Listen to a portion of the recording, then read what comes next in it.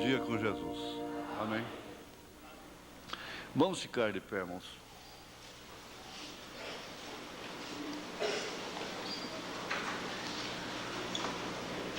Gênesis, capítulo 2, a partir do verso 18.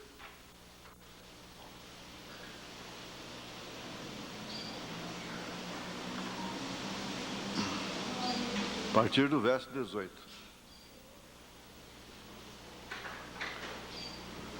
E disse o Senhor Deus: não é bom que o homem esteja só. Far-lhe uma adjuntora que esteja como diante dele. Havendo, pois, o Senhor Deus formado da terra todo animal do campo e toda ave dos céus, os trouxe a Adão para este ver como lhes chamaria. E tudo o que Adão chamou a toda a alma vivente, isso foi o seu nome. E Adão pôs os nomes a todo o gado e as aves dos céus. Que mente fértil, hein? Deu nome para tudo. E a todo animal do campo. Mas para o homem não se achava adjuntora que estivesse como diante dele.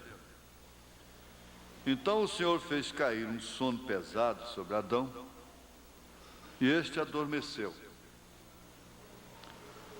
E tomou uma das suas costelas e cerrou a carne em seu lugar. E da costela que o Senhor Deus tomou do homem, formou uma mulher e trouxe-a a Adão. E disse a Adão: esta agora é osso dos meus ossos e carne da minha carne. Esta será chamada varoa, porquanto do varão foi tomada. Portanto, deixará o varão seu pai e a sua mãe, apegar-se à sua mulher, serão ambos uma carne. E ambos estavam nus, o homem e a sua mulher, e não se envergonhavam. Te damos graças, ó Pai, por podermos nos colocar aqui mais uma vez. Sabemos que isso é unicamente a graça. Não há mérito nenhum em nós, muito especialmente em mim. Pelo contrário, a reprovação. É a graça do Senhor que nos mantém aqui, que nos coloca aqui neste lugar, para ouvirmos coisas tão profundas que fazem com que nós nos conscientizemos mais e mais daquilo que somos, para que viemos, porque estamos aqui, para onde iremos, por que comer, por que viver, por que casar, por que gerar filhos, e o para quê e o porquê de tudo isso. Em nome de Jesus Cristo, ó Deus, vivifica a Tua palavra em nossos corações. Não fique somente em grande estudo, em estudo profundo, em nada disso, mas que seja uma palavra simples, vivificante, operante, que venha a dinâmica, que não fique somente na mecânica, mas venha a dinâmica disso, em nome de Jesus Cristo. Amém. Podeis assentar. Zimar, sim. A pessoa que afasta seria como que ela perdeu, ela tem um diadema como esposa, e o diadema da esposa ela era composta de 9 dracmas, e cada dracma significava uma virtude, entre as quais havia a virtude da fidelidade. Quando a mulher não respeitava o marido, ela deveria ser levada no templo,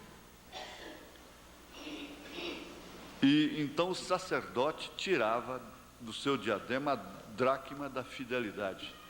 Desde então ela estava repudiada e o seu marido podia desposar outro. Isso era feito oficialmente. Agora, ela podia continuar com todas as demais dracmas, você já entendeu. Às vezes a pessoa se afasta, mas continua com determinadas virtudes que podem até agradar a Deus e abençoá-las, porque o dízimo é uma coisa, o profeta diz, ele traz bênção material. Por isso que a moça sábia prescrutaria se aquele jovem é dizimista. E se ele não é dizimista, ela não se casaria com ele. Ele vai ser um péssimo pai de família, ele vai ser avarento, ele vai roubar, porque a Bíblia diz que ele está roubando de Deus. Ele pode ser um desordenado, desequilibrado, e ela vai sofrer muito. E mesmo se ela ganha, ele deve perceber se ela é dizimista. Por isso que o dízimo deve ser ensinado desde criança. Agora, como o profeta disse, ele lançou um desafio. Você faz uma prova com Deus, porque foi Deus quem disse: faça a prova de mim, trazer os dízimos na casa do Senhor. Ora, você sabe quantos anos tem aqui? Eu não falo em dízimo, não falo em dinheiro, caí até num extremo com dinheiro, recuei completamente do assunto. Mas tudo tem a hora certa. Você pode olhar, se você se casou com um rapaz que não era dizimista, você sabe o que acompanha aquilo. O profeta diz: um verdadeiro cristão é dizimista.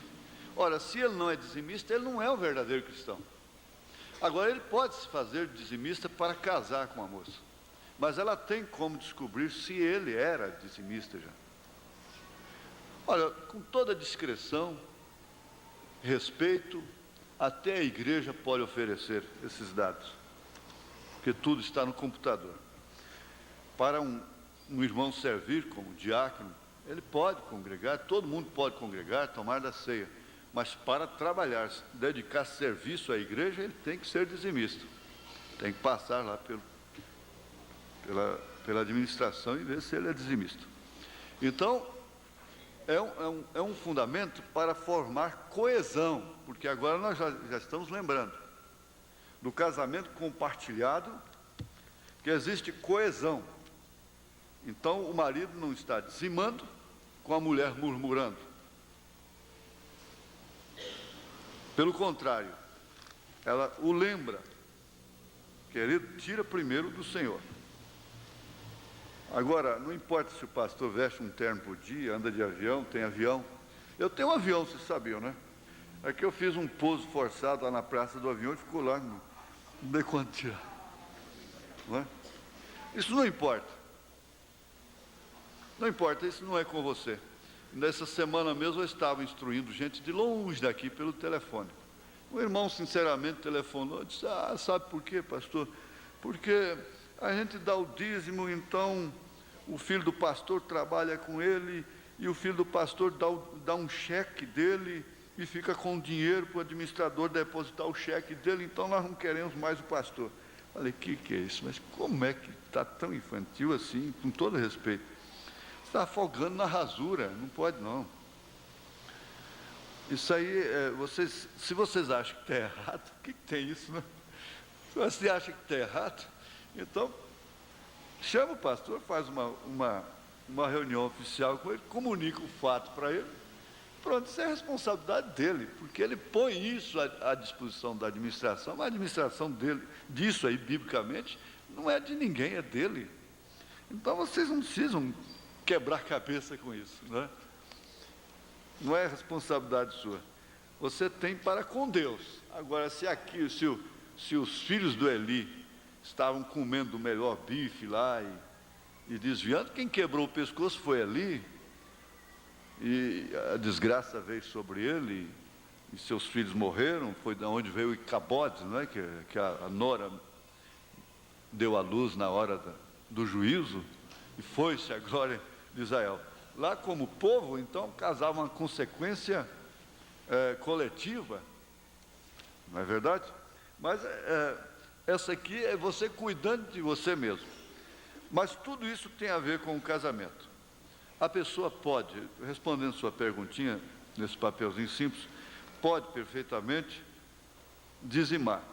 Até o descrente pode dizimar. Nem quem não é batizado em nome de Jesus Cristo, como acontece com alguns. Houve tempo que nós achávamos que não.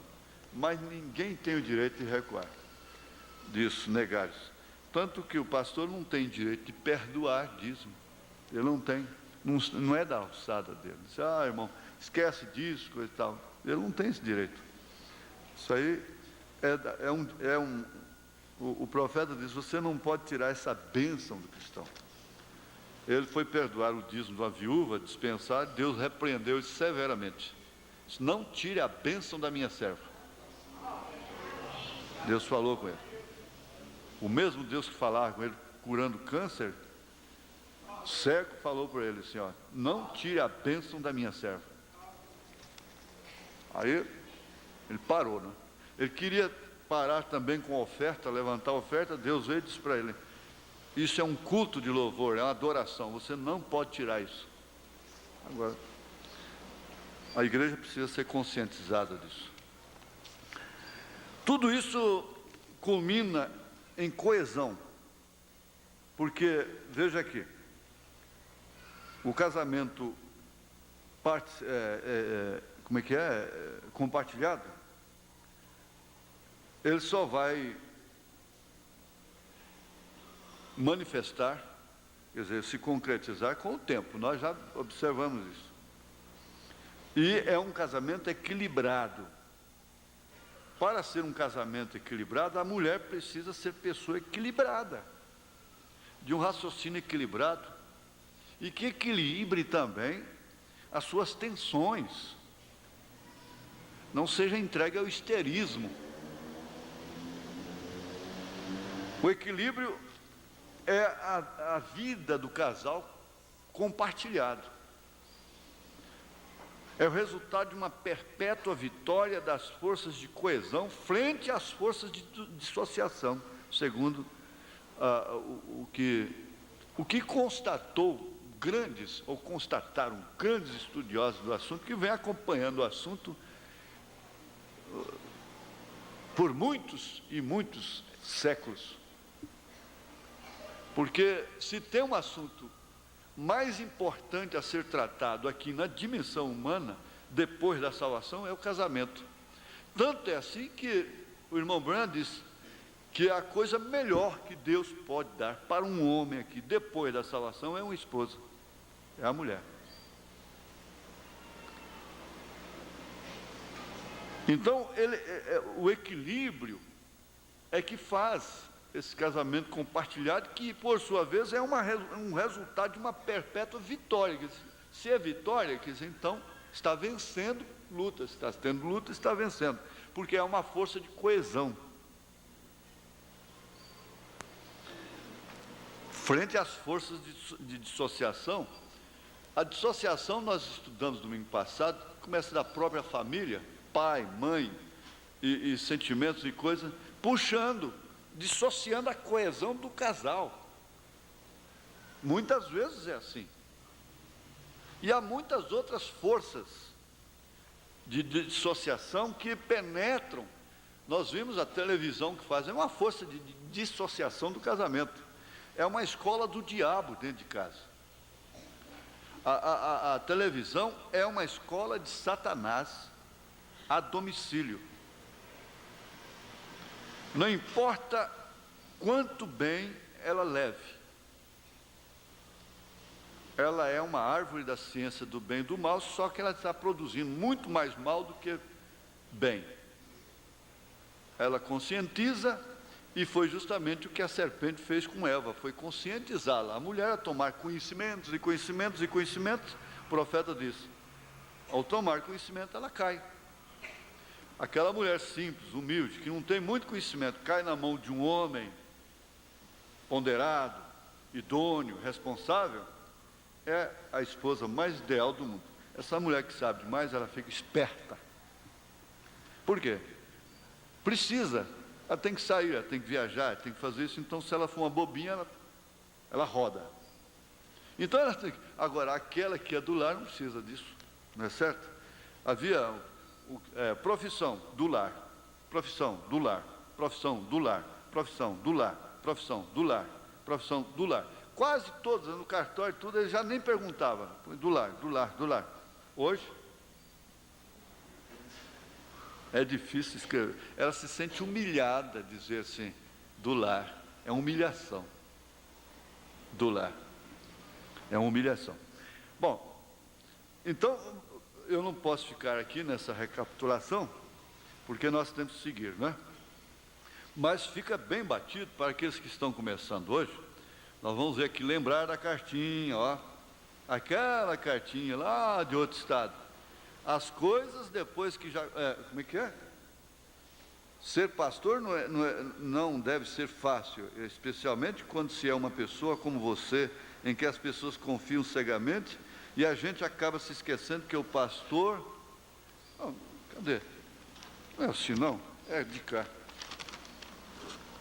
É uma pena que a gente só começa a aprender e a perceber as coisas depois que já cometeu quase todos os erros que foi possível, e fazer o tempo voltar é impossível. Fazer o tempo voltar é impossível. Aqui foi muito profundo e de muito valor quando o Senhor disse que a esposa deve ser recatada. Em outras palavras, ela não deve ser muito fácil.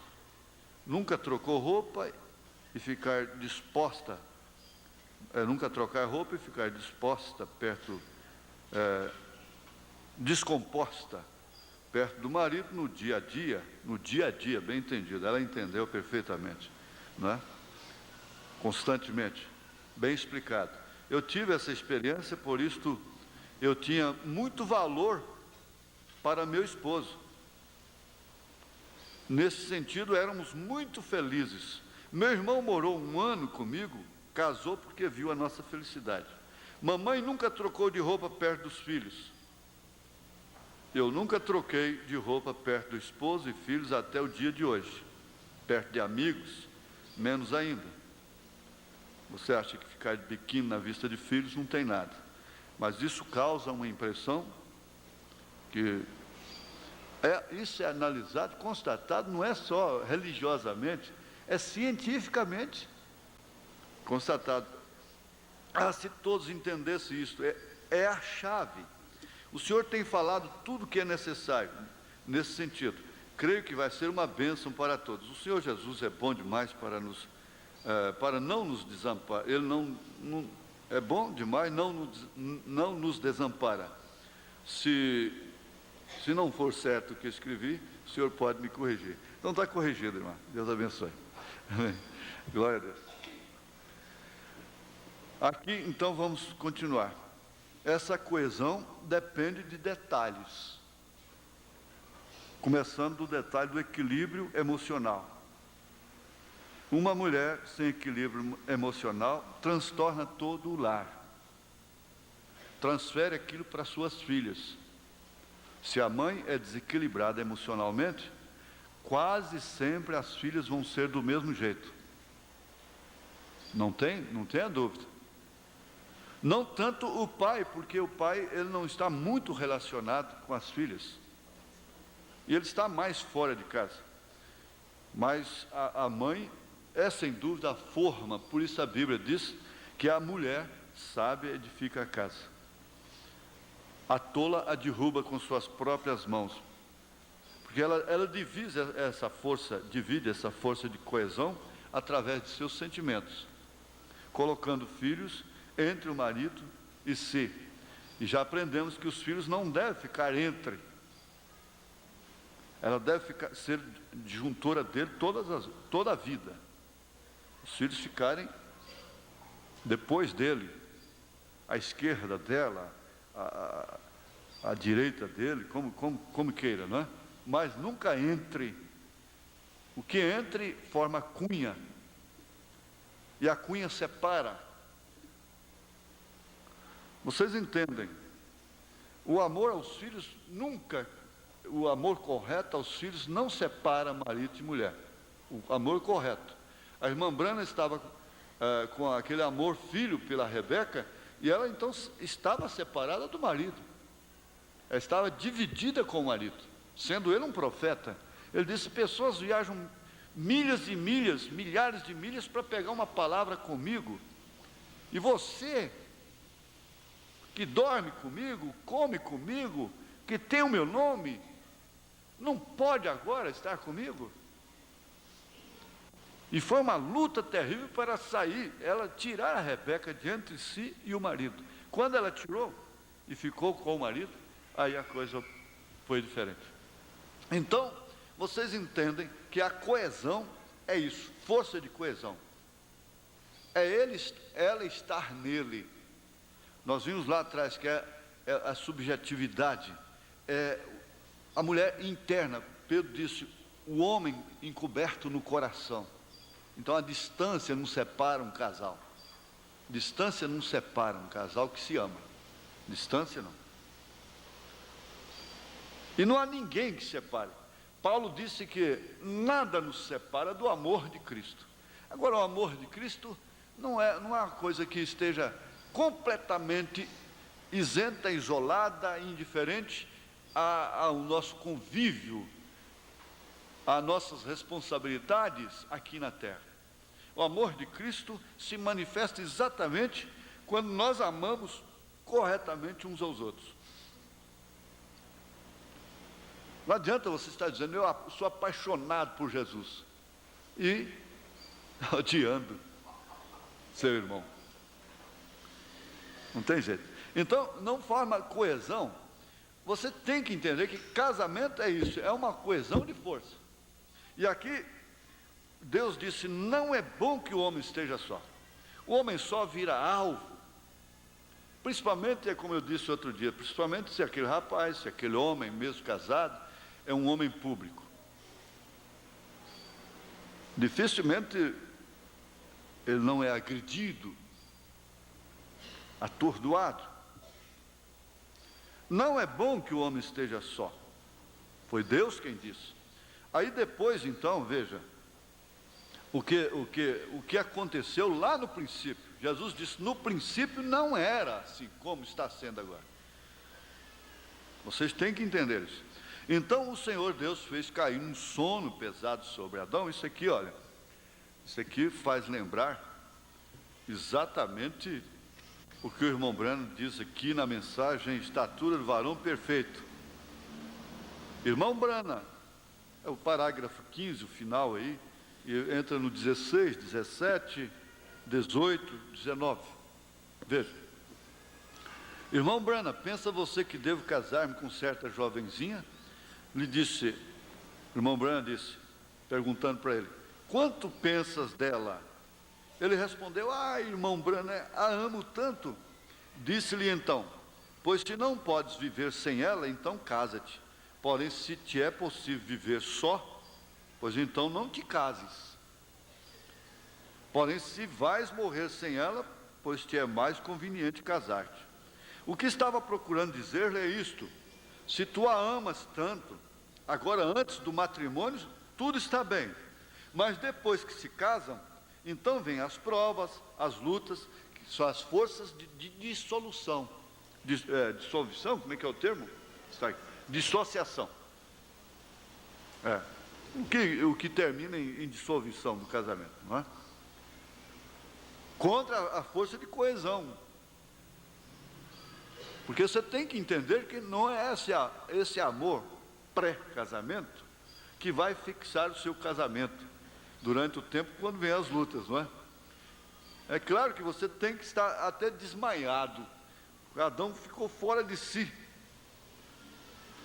Ele caiu como que num sonho, um sono, não é? Ele caiu num sono. Então, depois do matrimônio, tudo está bem, mas depois que se casa, então vem as provas, as forças de dissociação e as lutas da vida. Então, quando tem que estar tão enamorados que se entendam. O problema é entender. Não há diálogo, não pode haver diálogo quando as tensões nervosas de ambos os lados não permitem. Quando tu estás desgostoso com ela, ou ela contigo, ainda devem se entender. Assim é com Cristo, vê você, temos que estar tão enamorados dele até o ponto que, quando pedimos algo e ele não concede, isso não nos estorva de nenhuma maneira. A única maneira de chegar a este lugar é chegando a ser participante de sua natureza divina, e logo entenderemos por que foi que não pôde conceder tal coisa. Agora, esse assunto de casamento está relacionado com aquilo que Paulo disse. Digo-vos, porém, a respeito de Cristo e da igreja. Isso está sempre acompanhando, passo a passo. Cristo e a igreja, Cristo e a igreja. A igreja não tem tudo que ela pede. Ele não dá tudo para ela. E às vezes ele deixa ela morrer na arena, queimada. Por quê? Deus é sofredor. E ele estando nela, ele estava sofrendo. Quem estava sofrendo ali era Deus.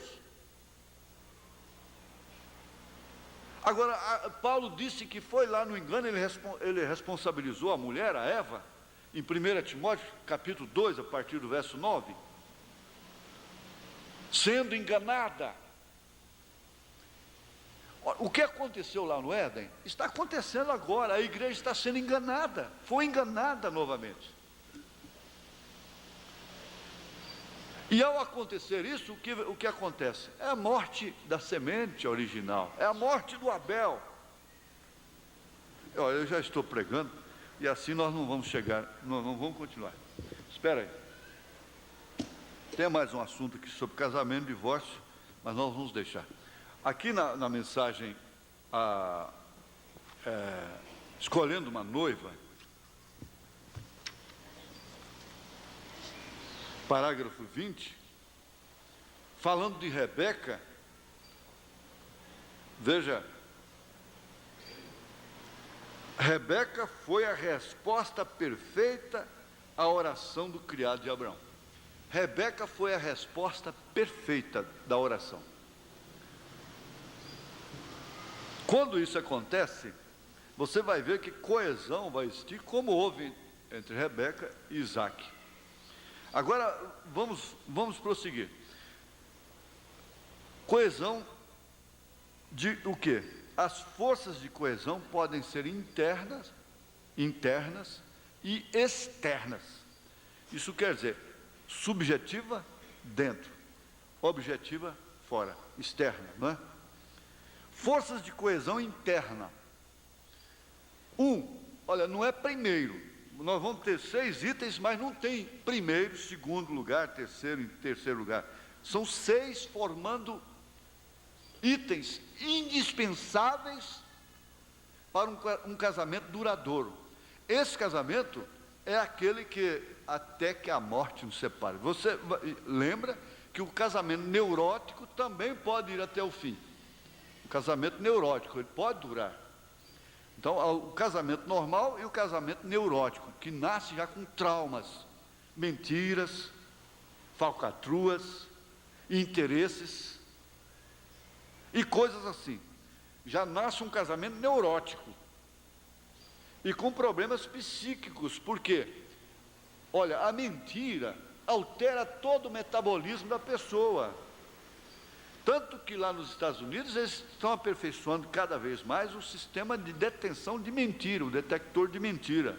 Por mais acostumado com o crime que seja a pessoa, quando ele nega, há uma reação no seu organismo que pode ser captada por aparelhos. E isso causa neuroses. Então, é o que vem formar um casamento neurótico. Você começa um casamento mentindo para a moça, mentindo para o rapaz, o que vai acontecer? Você já sabe que você vai ter um casamento neurótico. Agora, nós estamos no casamento normal. Então, de 1 a 6, atração poderosa entre os sexos, porque isso é a biologia. Esse é o fator biológico. Não adianta você hoje beatificar-se a tanto, quer dizer, se santificar a si mesmo e encarar o casamento de uma forma inteiramente espiritual. Isso é heresia. É uma heresia. Você não pode fazer isso. Você tem que encarar o casamento como Paulo encarou lá em 1 Coríntios, capítulo 7. Que inclusive ele é para evitar a prostituição. E lá em Hebreus 13 ele disse: venerado seja o leito sem mácula. Quer dizer, o casal que vai para a cama sem mácula.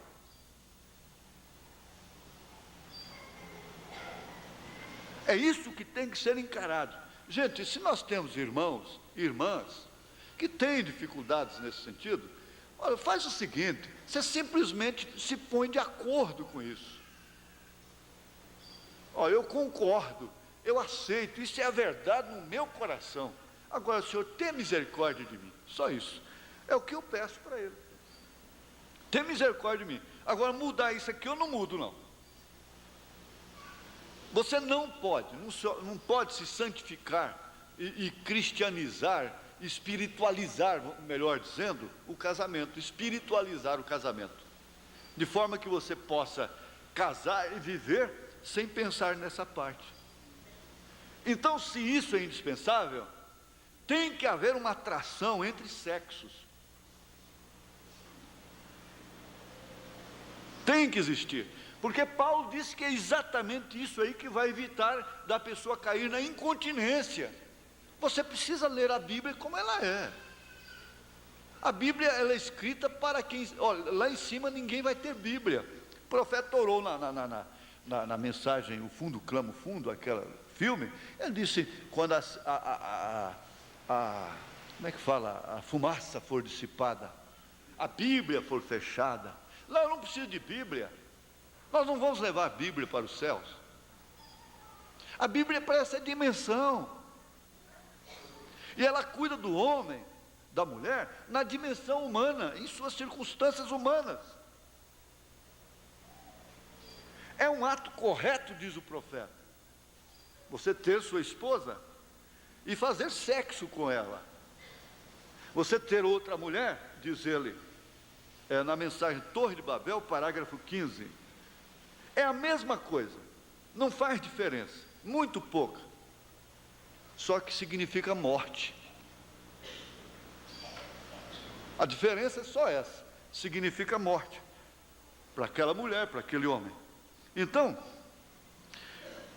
deve existir essa atração entre sexo, que não deve ser nunca relaxada.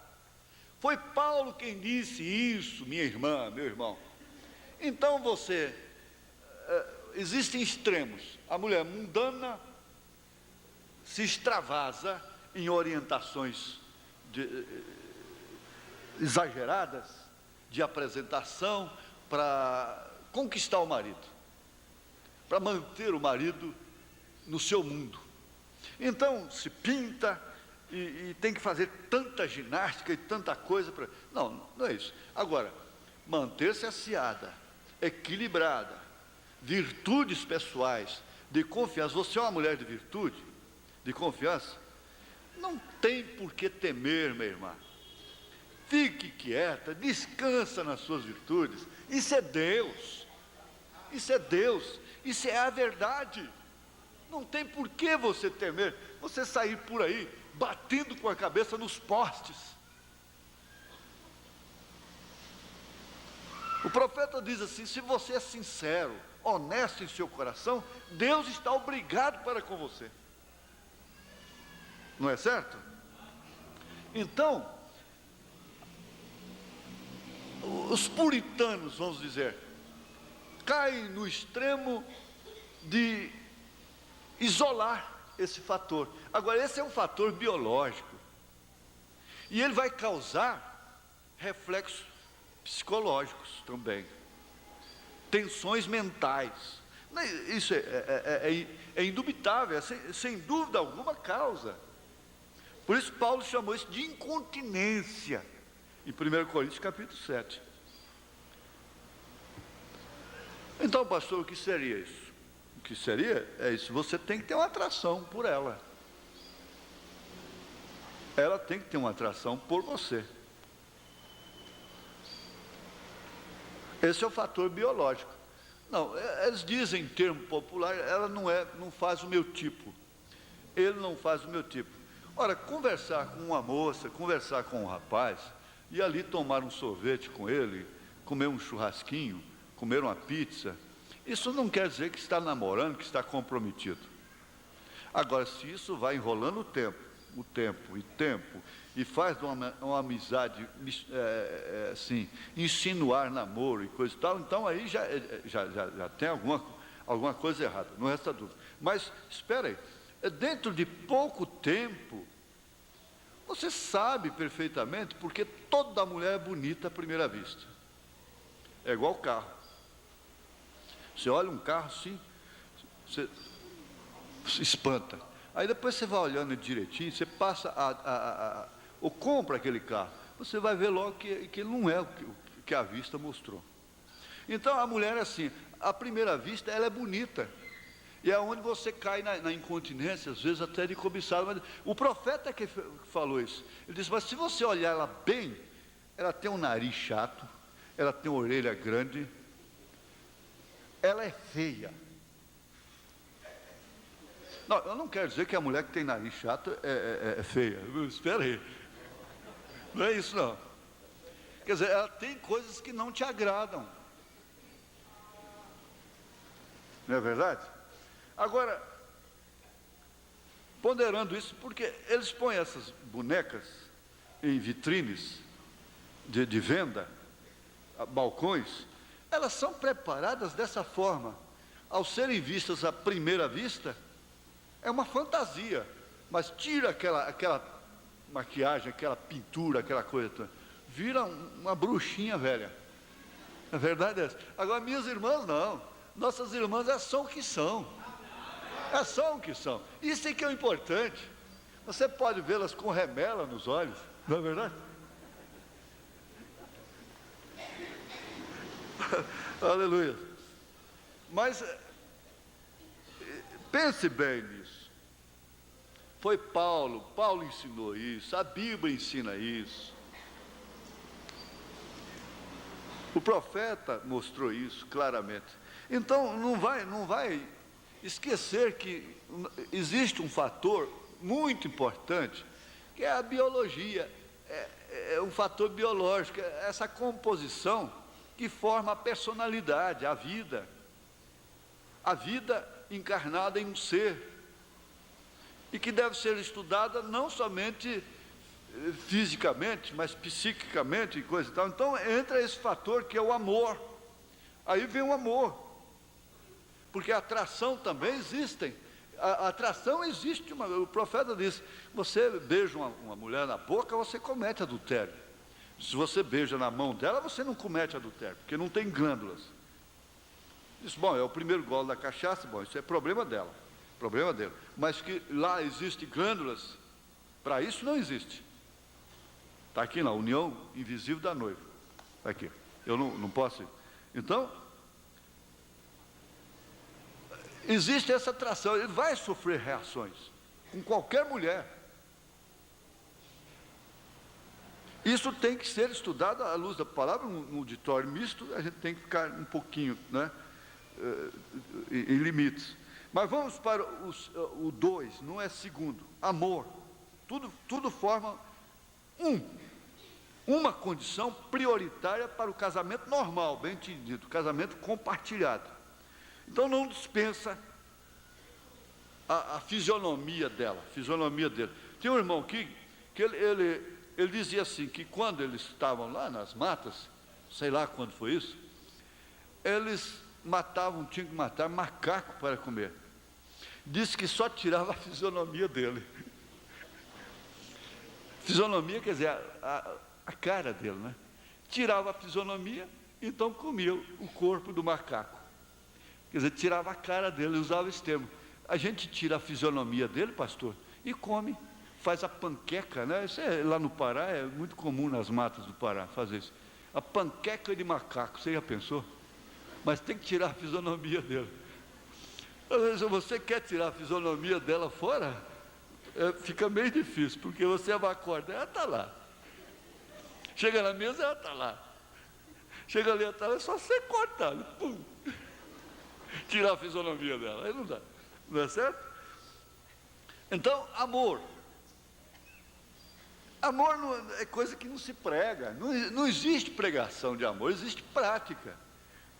uma necessidade humana fundamental, vital. Isso quer dizer, super necessária, fundamental, que o profeta diz aqui, ó. Porém, se te é possível viver só, então você não faça isso não. Agora, você vai provar que a ama, é depois, não é agora não. É uma necessidade fundamental e vital, por quê? Opera no fator psicológico. E uma vez que a mente domina todo o corpo, nós ouvimos isso, parece ontem, no rádio, na Rádio Anhanguera, né? Foi. Então, você não pode mexer com o corpo se a mente não consentir. Esse fator não pode ser ignorado. É uma medicina, existe a psicologia, o psicólogo ajuda sim, é um médico, é uma medicina. É preciso que seja entendido. Agora, dentro desse fator nós temos o afeto, o amor, a consciência, que foi estudado aqui na quarta-feira passada. O que mais? Os 5 sentidos do espírito, que atua no fator psíquico da pessoa, porque é abstrato, não é? Esse aqui, ó, do físico, é a visão, por isso que tem que haver uma correspondência, você tem que se agradar da afeição da pessoa, dos modos da pessoa, às vezes justamente aquela maneira que desagrada aos outros, você diz, é exatamente isso que eu gosto nela. Não, você quer saber uma coisa? Todas elas têm um ponto de atração. Uma é a boca, a outra é o nariz, e assim por diante. Não, exatamente aquela boca grande é que eu gosto. Vocês dizem que ela tem boca grande. E eu não vejo isso, é exatamente aquilo que eu gosto nela. Às vezes a mamãe ficou lá, tadinha, minha filha, tão bonitinha, mas tem uma boca tão grande. Mas foi justamente isso que ele gostou. Ele gosta de torta de maçã, o que você vai fazer? Então é isso. Às vezes é um fator justamente, o que mais te entristece no espelho, é que mais atrai a ele. E isso tem influência psicológica na vida do casal. Eu não posso me deter aqui muito tempo. Vamos para o número 3, dessa composição aqui de fatores indispensáveis, vitais para o casamento normal, não o casamento neurótico. Fidelidade.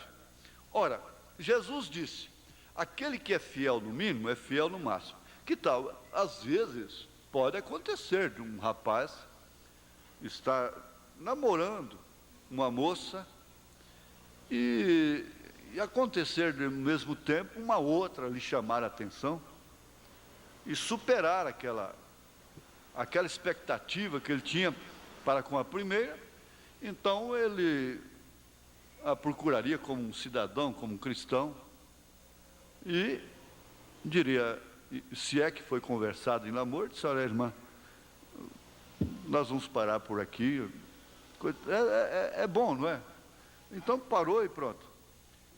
E a mesma coisa pode acontecer com ela. Agora, manter 2 namorados, ela já está dando um índice, um sintoma de infidelidade.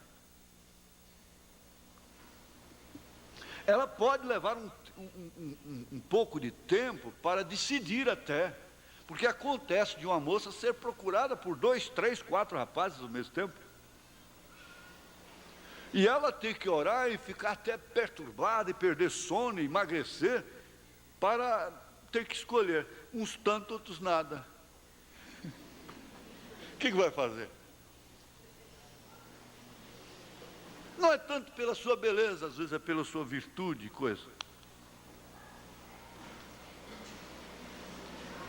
Você está, vamos caminhar, Kete, aí você vê, que Jesus disse que aquele que é fiel no mínimo, é fiel no máximo. Aquele que é fiel a Deus, nos seus dízimos, tem que falar isso, porque enquadrou, inclusive na pergunta. Aquele que é fiel nas mínimas coisas, ele vai ser fiel no máximo. Ele vai ser fiel na hora que o casamento está rustindo. Mas se ele foi um volúvel,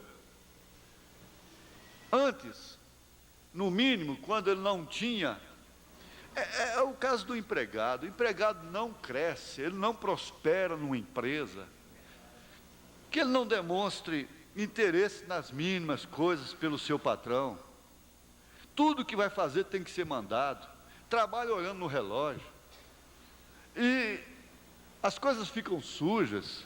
Você não limpou isso aqui. Agora, se o patrão vê aquele homem, aquela moça, aquela pessoa, até em horas vagas, está cuidando das coisas, ora, automaticamente, ele vai criar confiança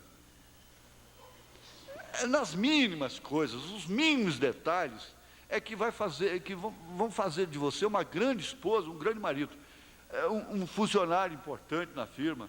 Você vai crescer, vai prosperar, vai ser promovido. Mas se você não é fiel no mínimo, agora quem disse isso? Foi Jesus. Você não pode ser fiel no namoro, você vai ser fiel no casamento?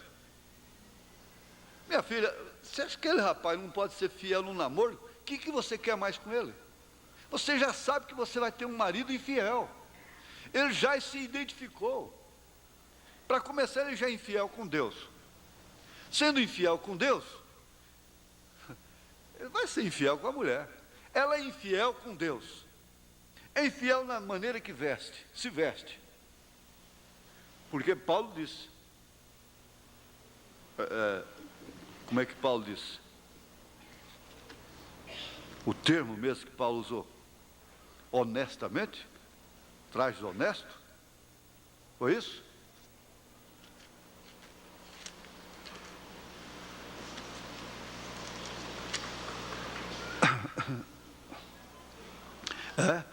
Do mesmo modo, as mulheres se ataviam em traje honesto. Quer dizer que exige traje desonesto.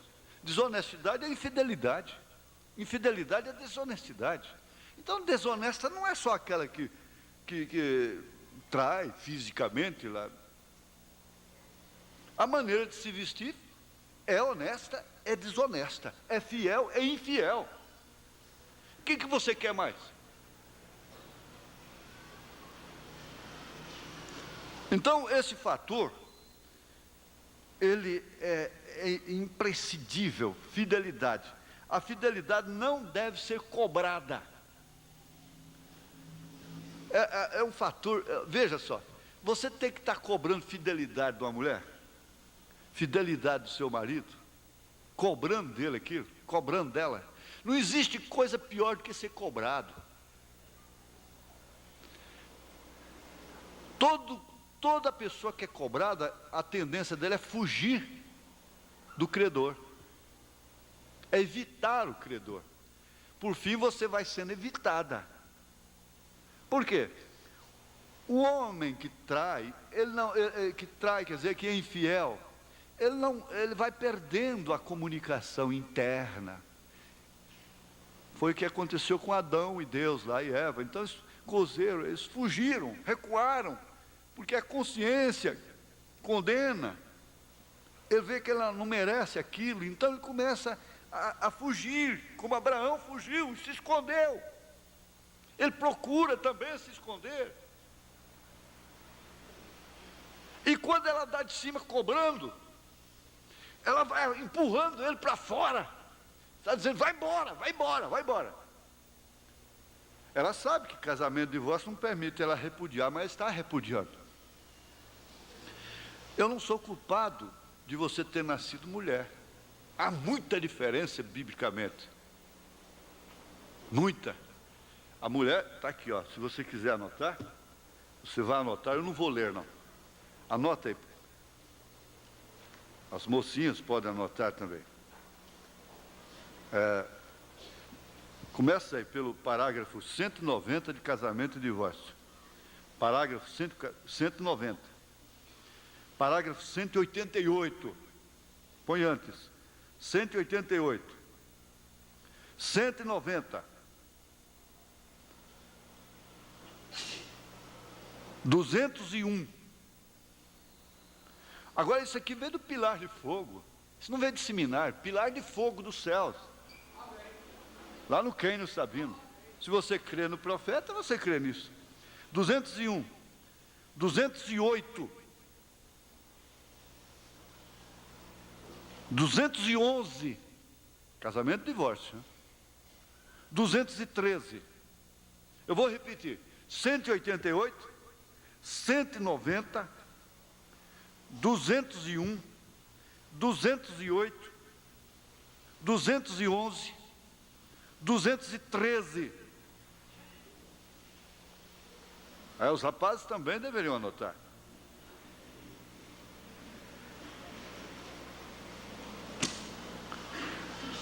A parte desse princípio, ela não tem como repudiar o marido. O que ela vai fazer? Ela tem que encomendar isso a Deus. Se ele é infiel, Deus permanece fiel. Deus está em você, permanece fiel. Agora, o 4 vai para lucidez. Lucidez. Não, a lucidez equivale a conhecimento, equivale a ser esclarecido. Quer dizer, seria a oposição à ignorância. Ignorar é não ver. Eu ignoro isso, não tomo conhecimento. Isso para ficar bem debulhadozinho, não é bem fácil. Eu não tomo conhecimento, eu não vejo isto, não tomo conhecimento, não quero saber disso. Então a lucidez mata. Ela mata. A lucidez mata. Quanto mais você é lúcida, quanto mais conhecimento você tem, mais você se condena depois. Mais você se condena. Preste bem atenção nisso, porque aquele a quem mais é dado, mais é exigido.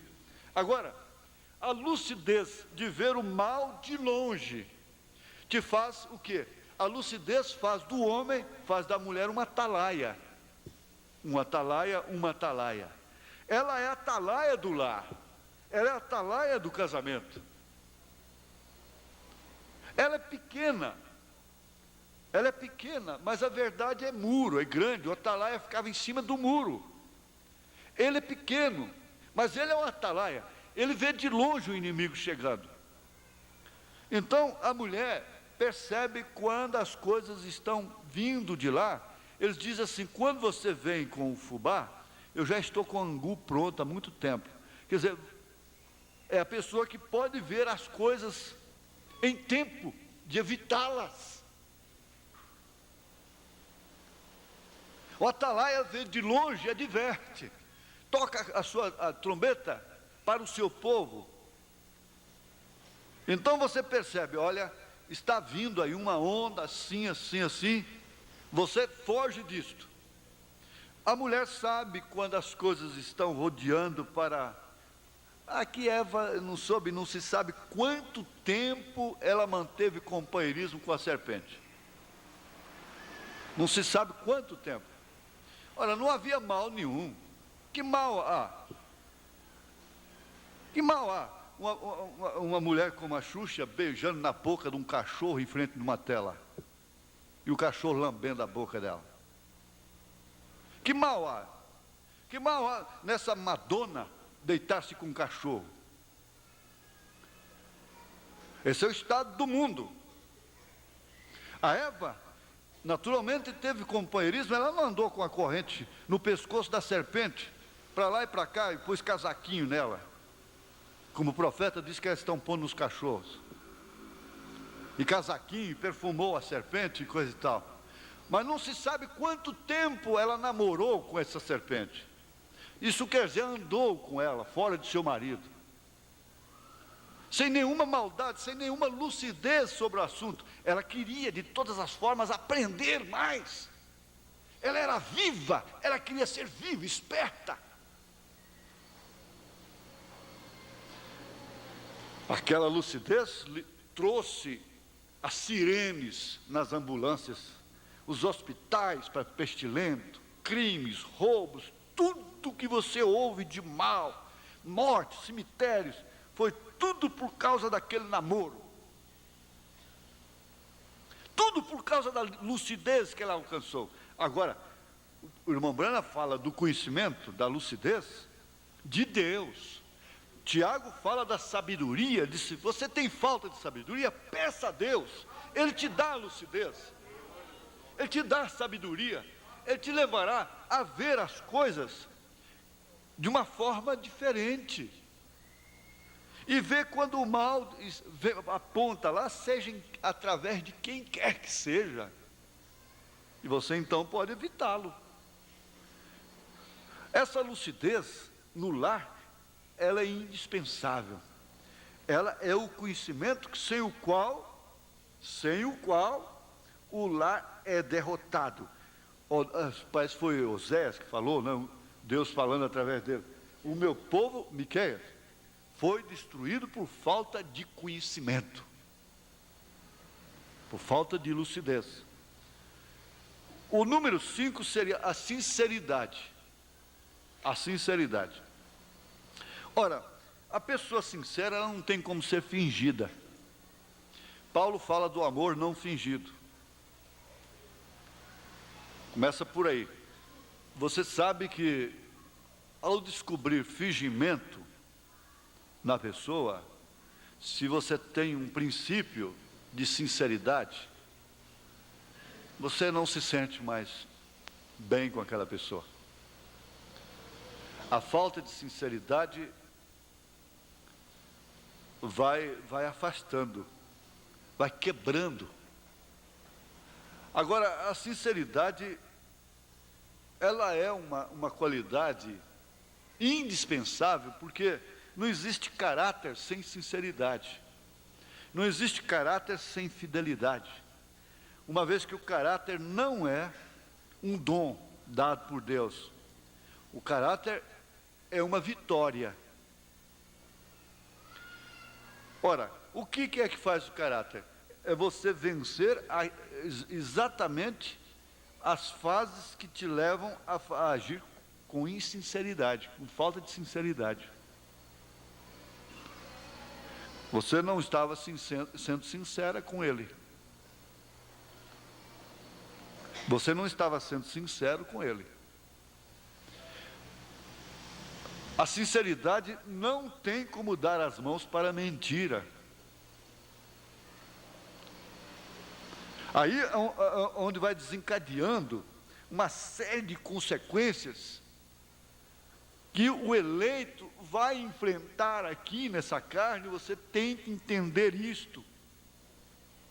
Você vai enfrentar consequências na carne, porque você não vai estar no trono branco para ser julgada, para ser julgado. Você vai julgar até os anjos.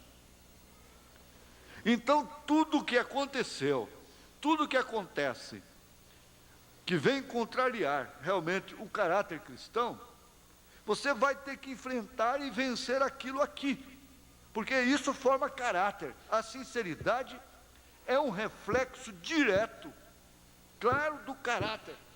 Ela é um espelho através do qual você olha a si mesmo. É a sinceridade. Você conhece o caráter através da sinceridade. Agora, não é aqueles: eu vou ser sincero para rejeitar a palavra de Deus. Não é isso. Eu sou sincero. Eu cansei de ouvir isso. Eu sou sincero. Sou sincero. Quer dizer que os outros não eram. Não é isso. O sincero diz sim, sim, não, não. E ela é, sem dúvida, o espelho. Você conhece a história do Joãozinho. O Joãozinho foi criado sem ver espelho. Tinha um espelho na casa dele, mas era numa árvore lá em cima, ele morava no interior. E um pedacinho de espelho lá em cima, que só seu pai via para fazer a barba e coisa. E um dia, Joãozinho, já grandinho, veio visitar com sua família, visitar uma tia lá em Chicago. E a casa muito boa e coisa e tal, e um corredor lá terminava com um espelho muito grande. Então o Joãozinho nunca tinha visto a si mesmo. Chegou lá e ficou lá assim. Fazia uma gatimunha, o Joãozinho, o menino do espelho fazia também. Ele pegava na orelha, o menino do espelho também pegava. Ele fazia isso. Então a sua mãe, sua tia, olhando lá de longe, viu que ele estava deslumbrando com aquilo. Quer dizer, ele não conhecia a si mesmo. A sinceridade fornece autocrítica. Ela é que te leva a fazer autocrítica. E ele estava olhando assim mesmo, igual aquela família lá do Piauí também, que nunca tinha visto espelho. E quando saiu aqueles espelhos que todo homem carregava no bolsinho, né? Parece que eu me lembro disso, porque tem mais de 15 anos atrás. Espelhinho redondinho, e então os rapazes andavam com brilhantina no cabelo, que ele chega e escorria. Né? A gente ia para a igreja, que de vez em quando estava escorrendo brilhantina assim, né? E saía lá fora, pegava o espelhinho, porque, né? E coisa tal, e penteava, e partia de cá, e partia de lá. Então, isso chegou até no Piauí. E um dia, a mulher vivia com sua mãe, que era já de idade, e foi lavar a roupa do marido. O marido tinha esquecido o espelhinho no bolso. Ela pegou o espelho, olhou, ela nunca tinha visto espelho. Olhou no espelho e disse: ah, seu sem vergonha, veja só porque ele está me trocando por uma sirigaita horrorosa dessa.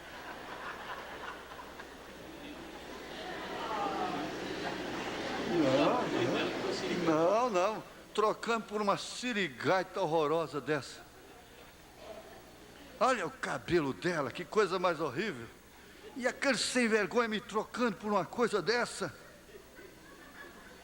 Mãe, vem cá. A mãe chegou lá com a cara toda enrugada, sem dente. Olhou e falou: não, mãe, vem ver por que esse sem vergonha está me trocando. Veja só, está carregando o retrato dela no bolso. A velha olhou e franziu a testa, falou: não, minha filha, não precisa incomodar não, que ele não vai trocar você por uma onça dessa não.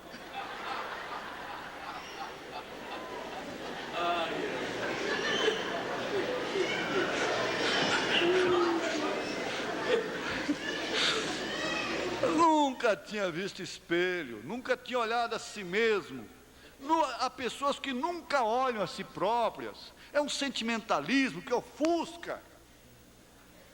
Aquela princesa queria casar com aquele príncipe de todas as formas. E o pai, ela era tão feia que o pai mandou fazer um espelho mágico. Ela se via a si mesma bela. Isso é o dogma, é o credo denominacional, é a doutrina, né?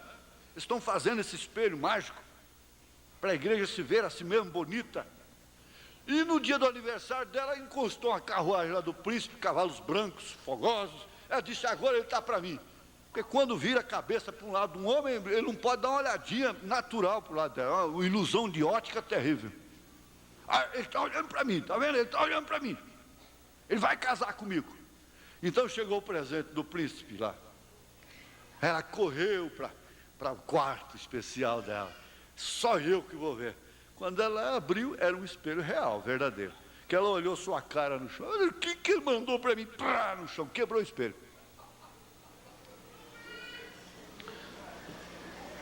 Então, seja sincera, seja sincero. Não se acumule de complexos de inferioridade, superioridade. E a mulher não pode ter um narizinho bonito, que ela já sai pensando que ela é Miss Beleza, não é? E se ela tem um nariz mais feio, ela já baixa a cabeça e diz: eu sou horrorosa. Não é nada de complexos. Mas você tem que ser sincera. Eu não sou uma boa dona de casa. Eu sou relaxada. Eu não sou aciada. A sinceridade traz a autocrítica e vai se corrigir. Ele diz: olha, há uma coisa que eu não dou conta, é isso, eu sou sincera, eu sou sincero nas minhas maneiras de agir. Eu sou assim, mas o que eu posso fazer? O que eu tenho? Então, essa pessoa diz, o profeta diz: se você deve a alguém, você vai lá e diga: olha, eu vim dar satisfação para o senhor, eu adoeci, aconteceu um transtorno na minha vida, eu te devo, mas tem uma coisa: eu estou trabalhando, eu vou trabalhar, eu vou te pagar. Eu vou passar por aqui de vez em quando. Quer dizer, ele está sendo sincero. Olha, isso inspira confiança, porque é um reflexo, é um espelho do caráter. A sinceridade, a pessoa insincera, ela não tem um bom caráter. Há muitas vezes que nós passamos por vexames e trânsitos na vida que a gente tem vergonha. Você vai olhar no espelho, você fala, para mim não tem mais jeito não. Desespero até da própria vida. Você chega a dizer para Deus, até como um desafio, ou eu conserto minha vida, ou então o deserto. E você lê a Bíblia, você não torce. Você lê a mensagem, você não torce. Deus se agrada disso. Isso compõe esses fatores importantes, imprescindíveis para o casamento. Agora, o 6 seria exatamente sentimento de responsabilidade. Esse rapaz que não tem responsabilidade, você entende? Não, ele não tem como assumir responsabilidade. Ele não encontra motivo para ter responsabilidade. Porque seria a criação, o que é? Tira uma roupa, joga ela no chão, fica lá mofando no chão, a mãe tem que chegar, a irmã tem que lavar, ou tem empregada, a mãe vai e nós vamos criando aquelas coisas dentro de casa. Nós exigimos tanto das mulheres, das filhas mulheres, e às vezes cometemos a aberração com os filhos homens. Eles têm direito de ficar pelados dentro de casa, eles têm direito de tudo, as mulheres não. Aí é onde a coisa começa. Eles nunca vão assumir, ter sentimento de responsabilidade. Deveres domésticos. Essa semana você que vai lavar as vasilhas. Olha, não faz nenhum homossexual. Aquela mãe, aquela escrava lá na cozinha, que tem que limpar a casa, que tem que lavar roupa, que tem que cozinhar, que tem que fazer tudo. E aqueles marmanjos, para cima e para baixo, vagabundando. Vem lá da raiz, vem lá do princípio. Eu me lembro que a mamãe fazia isso. Você vai lavar vasilhas.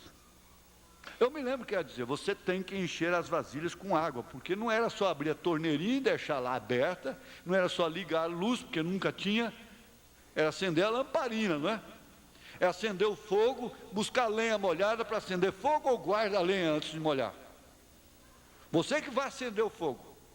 Preguiçoso, safado que era só eu, mas tinha que trabalhar. Você vai amassar sabão. Você tem que fazer, tem que capinar o quintal. Você rolou no chão, então você vai tirar a sujeira dessa roupa. Você vai ensaboar, dar a primeira ensaboada dela, pelo menos. Você vai tirar essa sujeira, você rolou no chão. Você nunca tem o sentimento de responsabilidade com nada. A pessoa nunca assume. Não tem atribuições em casa. Quando pega um emprego, não tem senso de responsabilidade. Esse patrão, essa empresa vai querer manter um funcionário, um empregado dessa maneira?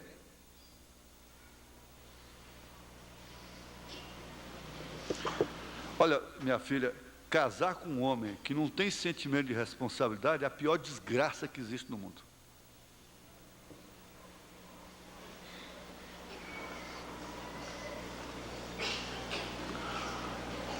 Então você pensa bem nisso. Você vê esse moço trabalhando. De primeiro, o casamento era assim. Quando o homem chegava, o rapaz chegava para pedir o casamento, haviam pais, não, isso é verdade, que pediam a mão do rapaz para ver. Pedia a mão do rapaz para ver. Passava a mão na mão do rapaz. Se fosse mãozinha igual a minha, ele dizia, vai plantar batata, rapaz. Bom, se bem que hoje ele tinha que passar a mão na minha garganta, né? minhas cordas vocais. Não, não passa a mão aí não, passa a mão aqui dentro. Aí não tinha jeito, né? Mas, porque os meus calos são aqui, né? Mas minhas mãos são lisinhas. Mas é verdade, isso não é brincadeira, não é para fazer rir, não. Ele chegava, o pai pedia a mão do rapaz. Quem sabe disso aqui? Ah, o pai dela pediu? Pediu a sua?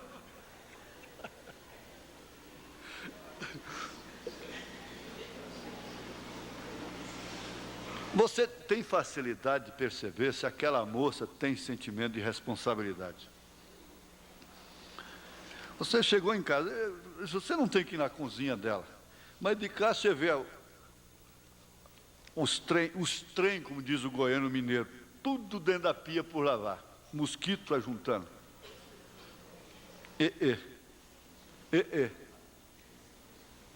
E outros detalhezinhos que você percebe que não há sentimento de responsabilidade. O rapaz, olha, não é diminuindo a ninguém, mas a minha mãe dizia assim claramente, ela tinha essa maneira de falar, talvez eu tenha herdado dela, de quando você criar vergonha na cara, você vai parar no emprego. Enquanto você não criar vergonha na cara, você não para no emprego. Ela dizia assim, e esse caboclo que não sujeita a patrão, a horário, bater cartão, admite-se perfeitamente que muitos crescem, eles estudam e esforçam dia e noite, desde novinho, né? E às vezes nem tem que se empregar. Mas o homem que não sujeita a dominação, como Paulo disse, ele nunca assume sentimento de responsabilidade, ele nunca tem sentimento de responsabilidade. Respeitando, nós temos muitos preciosos irmãos, inclusive irmão que é vendedor, que virou até fazendeiro, cresceu e tudo. Mas quando eu estava encabulado só com venda de porcaria, de título da Polar, de não sei mais o quê, coisa sem futuro, que era hoje eu tenho vergonha de ter vendido. Eu vendi um lote para uma pobre de uma viúva, porque ela tinha uma filha bonita, e eu visitava a sua casa, não é? E eu vendi um lote para ela, lá na Cachoeira Dourada, que eu nem sei onde é esse trem até hoje. Mas por quê? Porque eu não queria trabalhar, eu queria vender. Eu queria vender. Depois que eu entendi o que é isso, o que significa ficar desempregado, aí então foi que o patrão viu humilhação, você aguenta, você tem que aguentar. Por quê? Você lembra? É aquele negócio, qualquer coisinha, me dá minhas contas. Não tem sentimento de responsabilidade com os filhos depois? Não tem sentimento de responsabilidade com a esposa? Agora, ninguém tem que ficar em condenação, porque é uma fase que tem se passado e vai lutar, e vai levantar a cabeça e lutar contra isso, e tudo vai dar certo. Isso, agora, você que vai escolher ainda, tem uma coisa, antes você tem tudo para dizer sim ou não, mas depois não, aí acabou. Aí acabou. Você entende? Então é agora. Então fica aqui, ó, atração poderosa entre sexo, nosso horário já foi embora, que é a biologia, o amor, que tem uma necessidade humana fundamental e vital, que é psicológica, isso é indispensável, fidelidade, lucidez, sinceridade, sentimento de responsabilidade. Agora, depois então, domingo próximo, se Deus se deixar, nós vamos estudar mais ainda, detalhes por detalhes, a atração entre sexo, o amor, que é muito, muito profundo e grande. Aqui a fidelidade, a lucidez, a sinceridade e o sentimento de responsabilidade. Todos esses fatores aqui vão ser estudados ainda domingo próximo. Amém? Glória a Deus. Esse estudo nós não vamos ter pressa com ele, não. Termina quando terminou. Não é certo?